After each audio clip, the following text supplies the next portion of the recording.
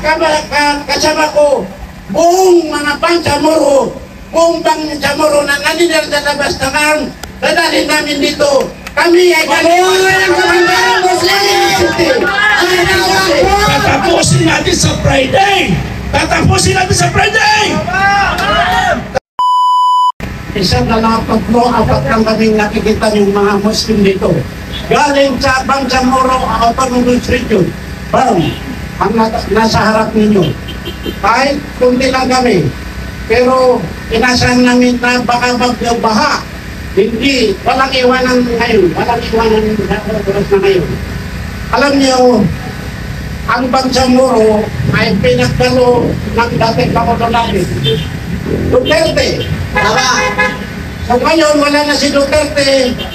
Nakakalungkot. Baka ito ay itapon lang sa basura. Naramdaman namin dahil una nung senador pa ang Pangulong Bongbong ay hindi pumasa ang BBL.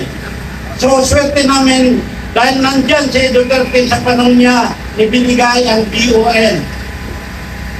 Naniniwala ba kayo na kung hindi si Duterte ay walang palayan, hindi papasa sa amin ang bar na ngayon nakatayo at ngayon nararamdaman namin na sinisira naman ng Pangulong Bongbong ang pinagdalog sa amin ng gobyerno.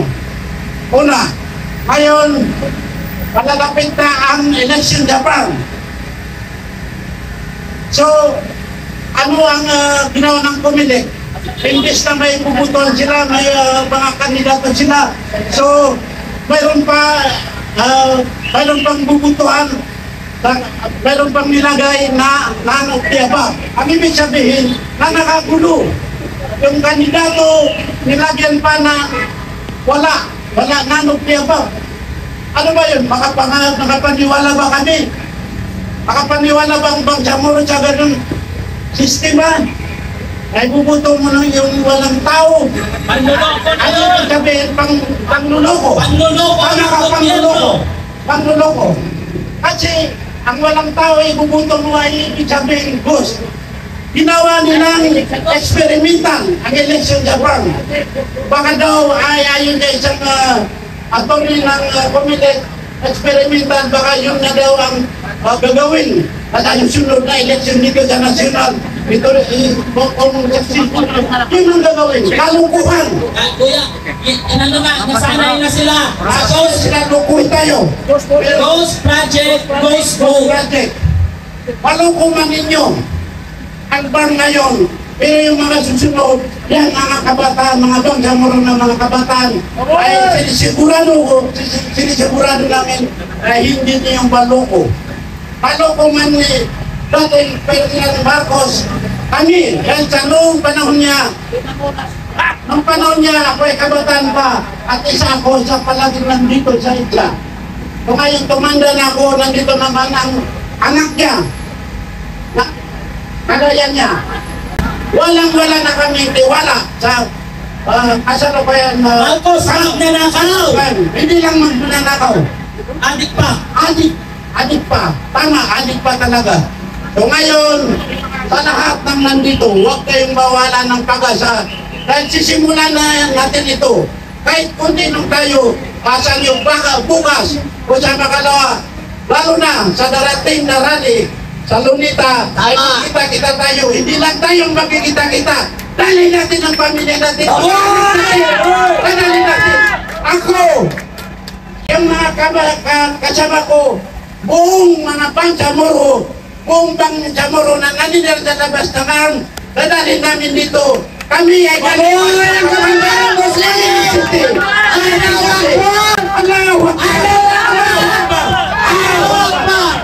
Salamat po, kapatid na Moro. Ang susunod po natin ay veterano sa Tierra. Ang ating kapatid, ang retired Colonel Betran. Okay, bago po magsalita si Colonel Betran, nais ko po na sabihin na pwedeng umurong po kayo dito para dito po, para yung bagong dating, ano po, pwede pong, di baling siksikan tayo. May pakita lang ang ating sama ng loob sa gobyerno. Yan lamang po. Colonel Metran, the floor is yours. Okay, maraming salamat!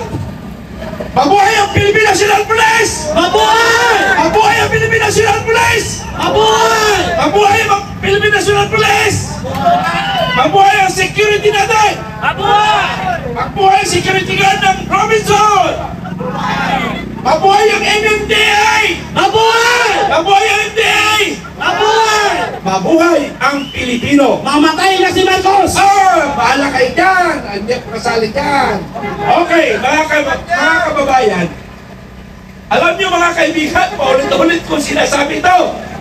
Noong panahon namin, 1980s, we are the people revolution. Tayo ang unang nag-revolusyon sa Pilipinas.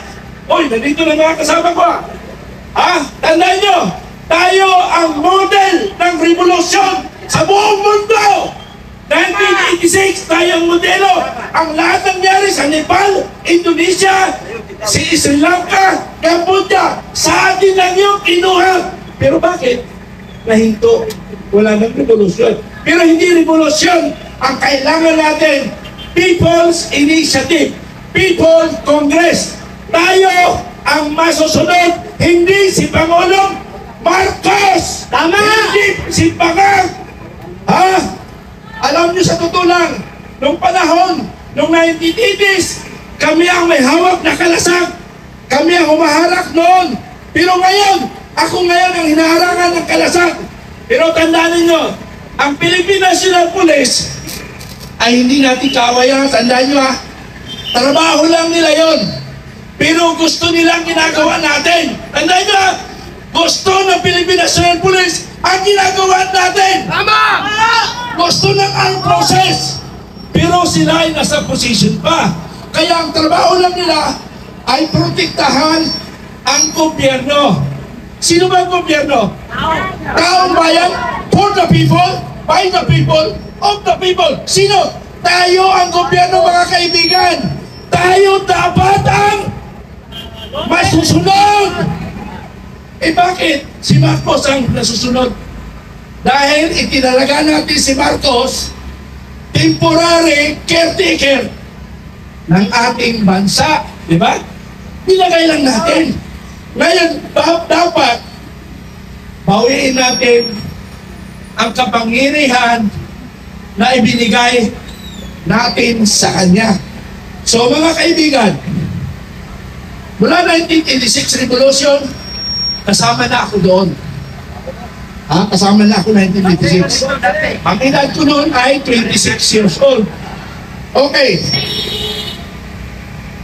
Sa Friday na darating, sa sunod na Friday, at hindi natin natapos, tatapusin natin sa Friday! Tatapusin natin sa Friday! Tandaan ninyo, itignan nyo, sambayan ng Pilipino, tandaan nyo ang oras na ito.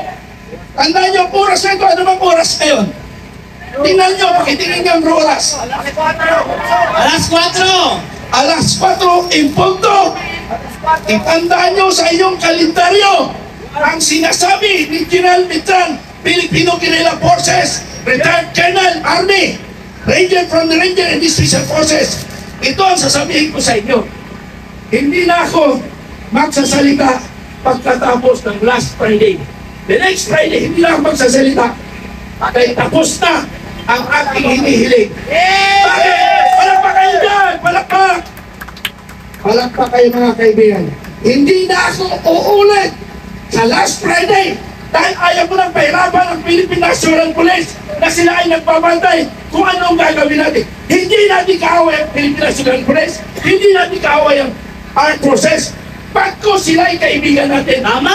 Gusto nilang ginagawa natin. Wala lang silang magagawa. Tulad ko, alam ko ang kanilang damdamin dahil 40 years ako sa armed forces.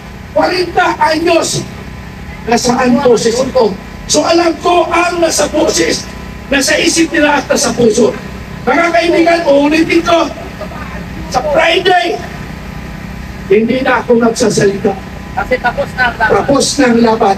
People's Initiative. People's Initiative. Ano yung batas na yun? Republic Act 67-35.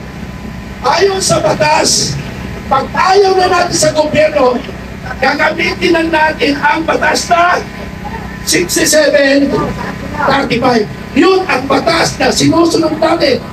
Inatasan tayo ng batas. Pag ayaw na natin gusto sa gobyerno, papalitan natin ang namumuno sa lahat ng ahensya ng gobyerno na korap! Korap! Magnanakaw! Magnanakaw! Magnanakaw! Bilyon-bilyon ng pesos, putang ina nyo! Pero ibang bilyon, ang daming Pilipinong bubuhay doon. Ang daming matutulungan ng Pilipino. Pero ilang tao lang mga gagaw! Gago-gago Cortez! Ikaw ang punot-dulo kasama si First Lady.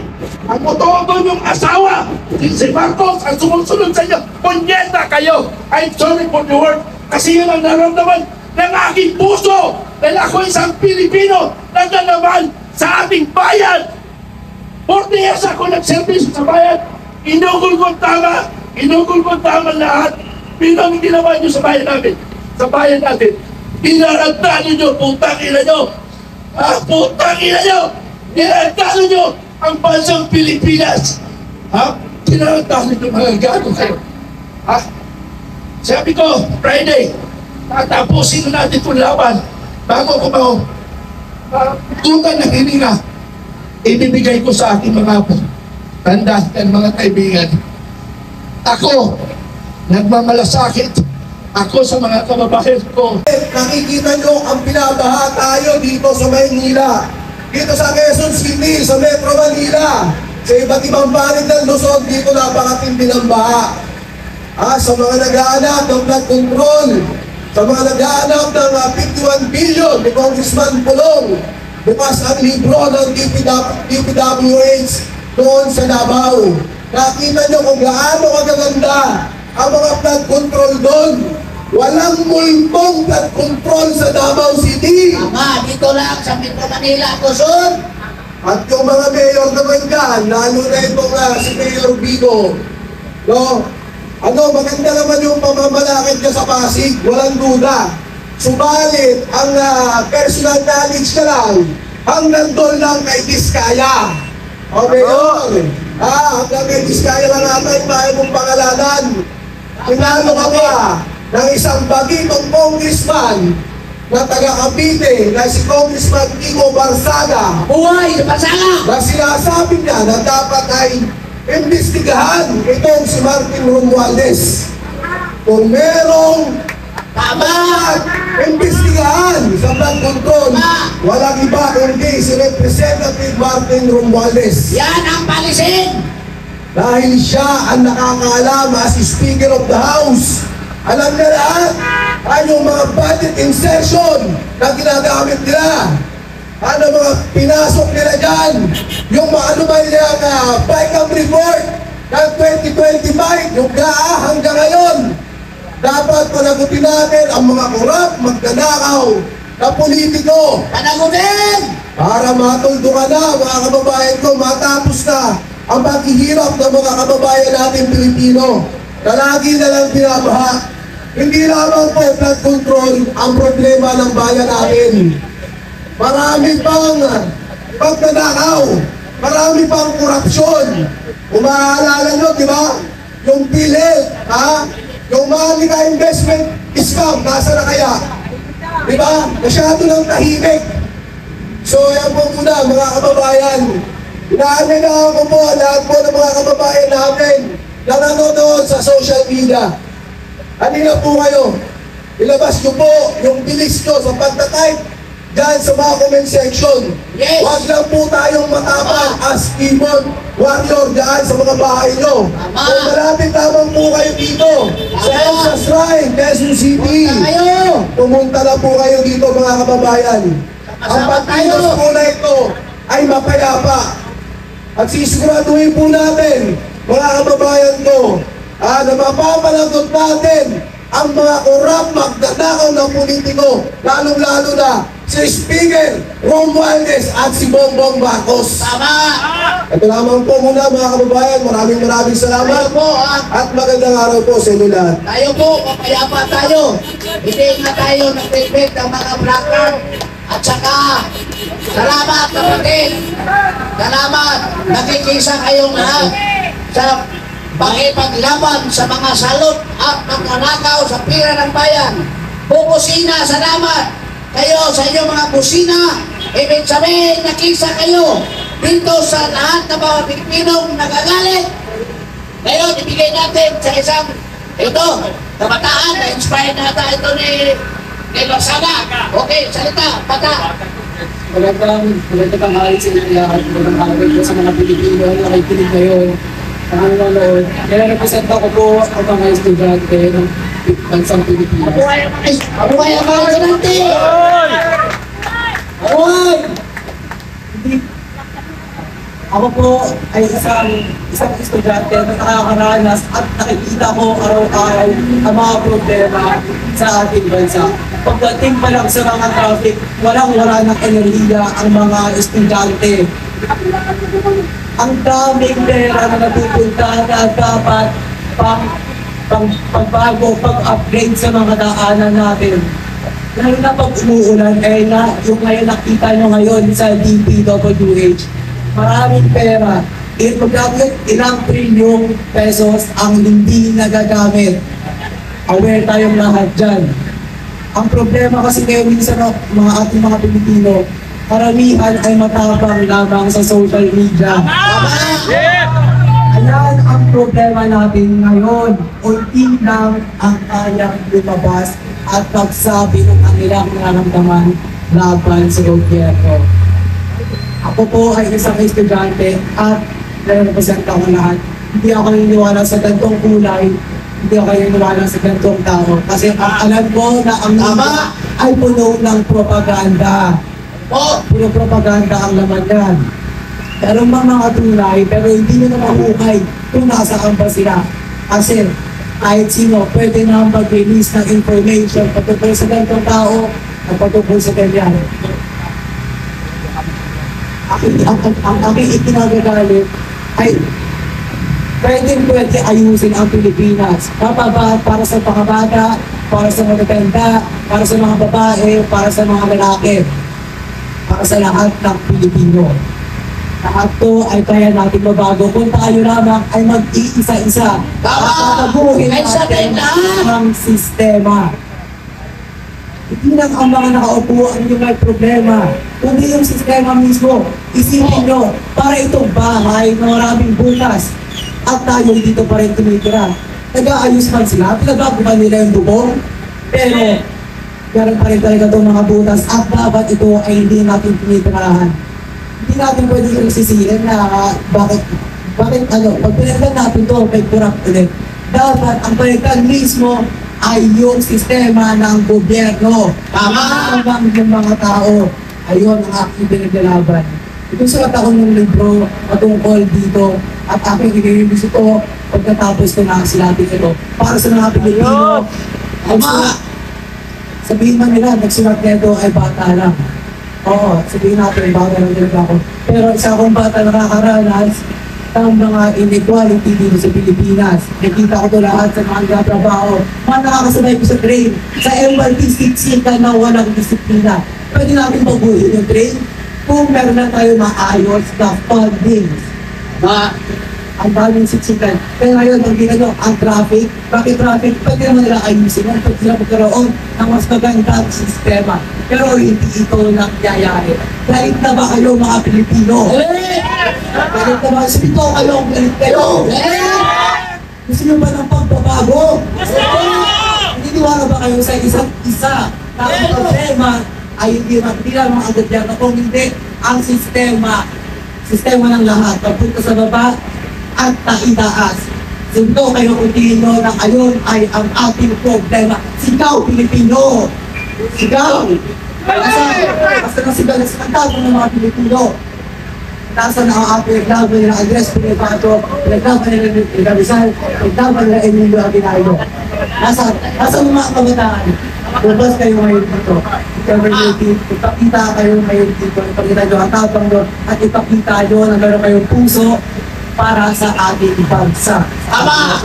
Sa Pilipinas, mabuhay ang mga Pilipino at Mabuhay! Ito po ang nagsasalita. Salamat po. Ay nagpunta lang dito upang makisa isang leader ng kabataan. Salamat. Salamat po sa I hope yung ibang kabataan ay katulad mo magsalita, hindi lang tahimik. Ito po ang pagtitipon-tipon natin ito. Dito ngayon, kahit sino pwedeng magsalita, speak up. Speak up. Mamaya, ito. Pilipino na nahihirapan kahit sino bago pa mapunta ang kanilang sweldo sa kanila, kaltas na ng tax, na ang tax ay napupunta sa bulsa ng mga politikong magnanakaw. Kaya sa lahat ng mga kababayan namin na nanonood ngayon sa inyo mga vlog, kami po'y nananawagan na tayo po'y magsama-sama dito. Ipakita po natin sa gobyerno na gising na rin kayo. Huwag lang po maging keyboard warrior.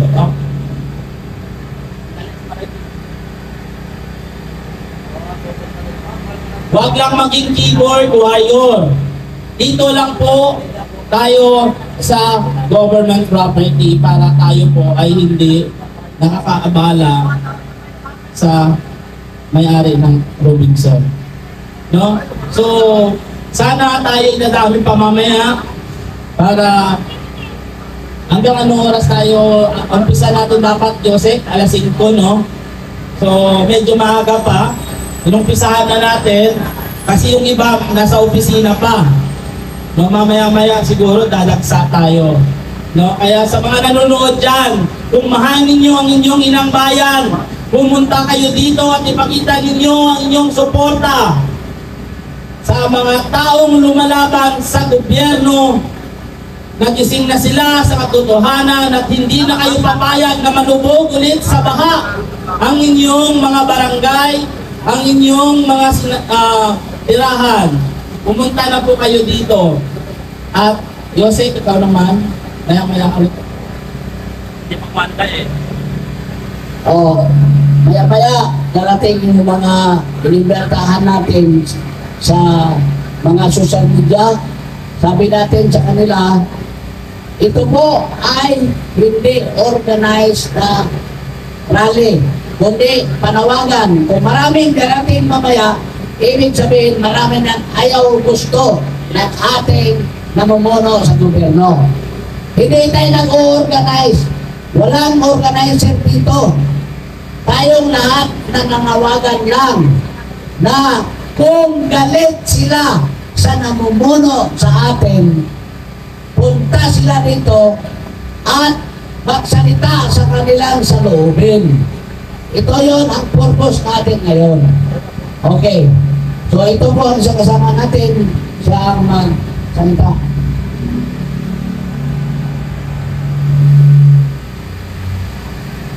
Okay, magandang hapon sa ating lahat na narito sa Insights Right sa harap ng Robinson. At kaya naman tayo narito upang hindi manggulo.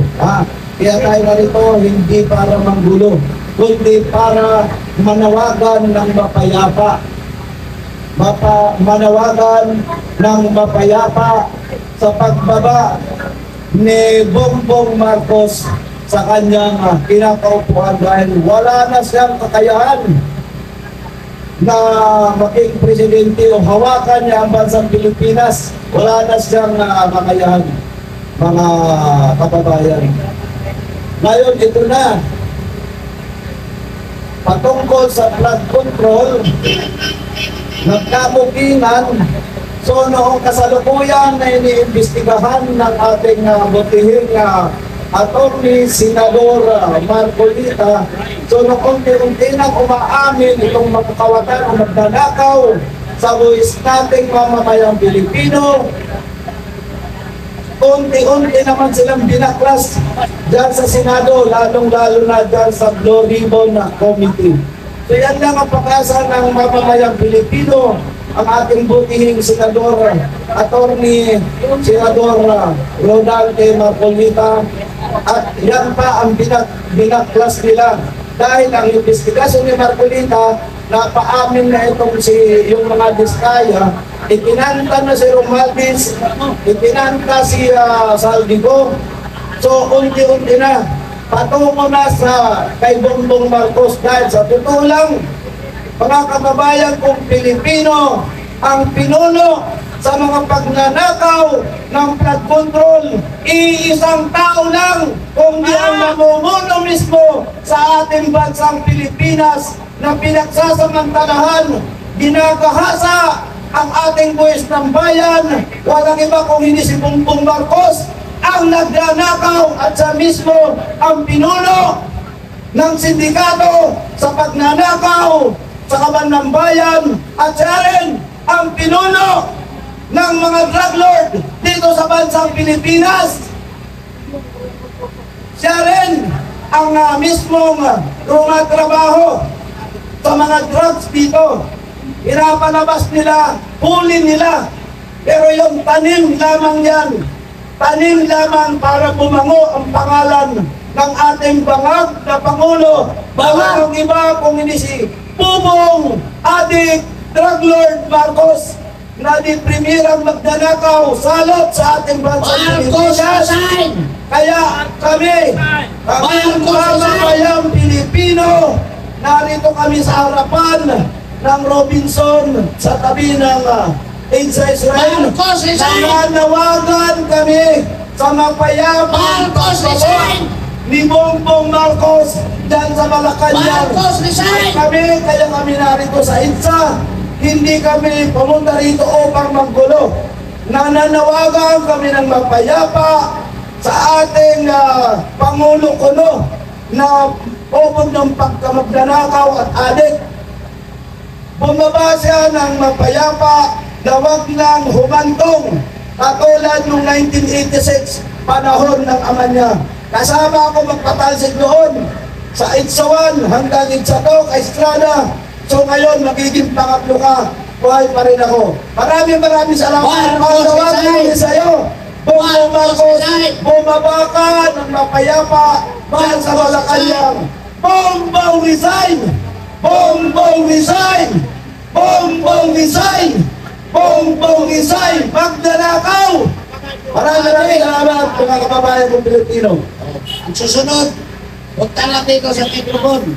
Magsalita. Sino susunod? Ito si Nanay. Dapat magsalita ko din si Nanay. Ha? Magsalita ka Nanay. Okay, sino susunod dito sa ano? Tayo lang dito para hindi maggulo. Nandito tayo para magpahiwatay kung magpaliwanag, magbigay ng konting koro-koro patungkol dito sa mga nagaganap na nakawad sa ating bansang Pilipinas, particular na itong flood control. O sino pa magsasalita? Lapit nito. Lapit lang kayo. Palam natin sa inyo Next. na marami ng grupo sa ibang lugar, sa UP, nag-walk out ang mga Habang wala pang pumapalik sa atin, so tuloy-tuloy na po natin. nag-walk out sila. Ang ating Kulang pa na naman ang bilyong-bilyong piso na ninanakaw nila! Ano ang kailangan nila? Gaano kadaming kwarta kailangan nilang nakawin sa mga Pilipino? Sa mga putang ina nila! Putang ina ng gobyernong Pilipino na nananakaw! Magnanakaw ang mga Marcos! Oo, magnanakaw yung mga putang ina! Sabog-sabog yung buhay. Ako'y tuwing may pagtitipon. Bumadyahe ako. All the way from Batangas pumunta dito. Kilala ko kayo. Kilala ko lahat ng supporters na talagang may puso at mga naninindigan para sa bansang Pilipinas. Kilala ko kayo na yan, mga bayan. Ano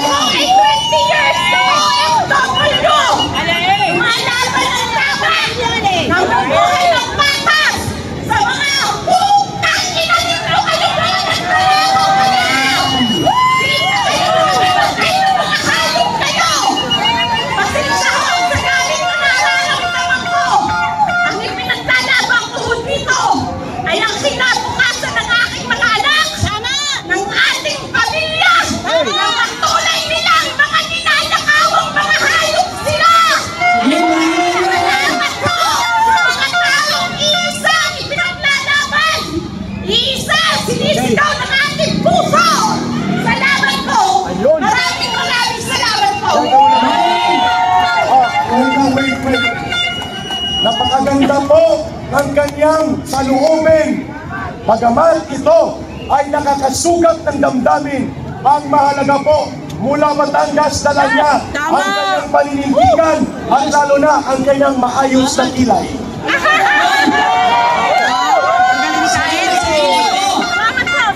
Maraming salamat. Okay. Ayos ang kilay at malakas ang loob na manindigan. Ayun, mga kababayan. Batangas eh. Teka po na, demo na tayo. Ano ba, tula? Sige, magbabalik po ang boses ng kabataan at habang kayo po ay naghahanda, kayo mag-message na tayo ay pamorningan na. Ito, mapayapa, walang gulo, walang karahasan, subalit malakas ang loob at buo ang paninindigan. Ayan, magbasa ng tula para sa bayan. Tula sa korupsyon para tayo Lakasan mo bro, lakasan mo. mga politikong ibinoto ng sabayan na tinakasama ng sibilang kapag sa pagkabayan. Mabuhay ang ambulansya. Mabuhay ang ambulansya. Aking ulitin. Tula sa korupsyon para kay Marcos Pino. Mga politikong ibinoto ng sambayanan, inaasahang magsilbing tapat sa ating bayan. Ngunit nangyayari sa diyak na liwas kanila pinugol sa kaban ng Pilipinas. Pero ang kinokolekta ay sa iba'y ginagamit, kaya't mga tao ay sa matalim kumakapit. Korupsyon ay nagbubunga ng mga kapuspanan ng kalaunay gumagawa ng krimen sa ating bayan. Korupsyon ay parang sunog kung mag-itutuloy na dapat akunay bago makapinsala sa atin. Solusyon may hindi basta-basta pagdaan ng panahon ay ating rin ito pagbubuhay. Tayong mamamayan ay dapat ng manindigan ipaglaban ating mga karapatan. Tayo may nasa ilalim nilang lahat. Ito'y hindi hadlang upang tayo ay umangat. Mabuhay ang mga Pilipino! Okay, maraming salamat. Sige, kung magpamurningan tayo, ito pong rules sa voluntary ko lahat. Sabi na ito,